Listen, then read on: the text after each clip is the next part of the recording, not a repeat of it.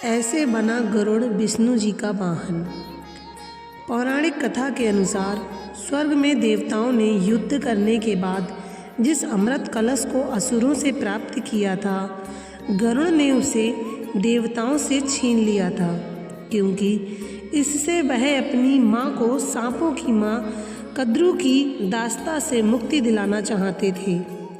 कद्रू ने यह प्रस्ताव रखा था कि यदि तुम मेरे पुत्रों के लिए अमृत ला दोगे तो तुम्हारी माँ दास्तव से मुक्त हो जाएगी। इसके लिए गरुड़ स्वर्ग पहुँचे और देवताओं की सुरक्षा व्यवस्था को भंग करके अमृत लेकर उड़ गए। सभी देवताओं ने अमृत कलश को बचाने का खूब प्रयास किया, लेकिन गरुड़ अपने मुख से अमृत लेकर उड़ गए। गरुड़ अमृत कलश लेकर कद्रू के पास पहुंचा और उससे बोला, माते, अपनी प्रतिज्ञा अनुसार मैं अमृत कलश ले आया हूँ। अब आप अपने वचन से मेरी माता को मुक्त कर दो।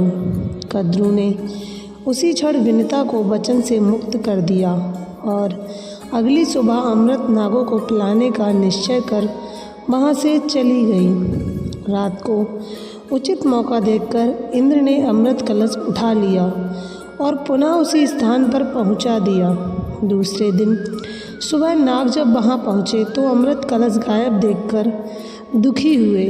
उन्होंने उस कुसा को ही जिस पर अमृत कलश रखा था चाटना आरंभ कर दिया, जिसके कारण उनकी जीभ दो हिस्सों में फट गई। गरुड़ की मार्त भक्ति से प्रसन्न होकर भगवान विष्णु गरुड़ के सम्मुख प्रकट हो गए और बोले, मैं तुम्हारी मार्त भक्ति देखकर बहुत प्रसन्न हूँ। पक्षीराज, मैं चाहता हूँ कि अब से तुम मेरे वाहन के रूप में मेरे साथ रहा करो। गरुड़ बोला, मैं बहुत भाग्यशाली हूँ प्रभु, जो स्वयं आपने मुझे अपना वाहन बनाना स्वीकार किया। आज से मैं हर क्षण आपकी सेवा में रहूँगा और आपको छोड़कर कहीं नहीं जाऊँगा। इस तरह उसी दिन से पक्षीराज गरुड़ भगवान विष्णु के वाहन के रूप में प्रयुक्त होने लगे। Thanks for watching. Please like, share, comment and subscribe to my channel.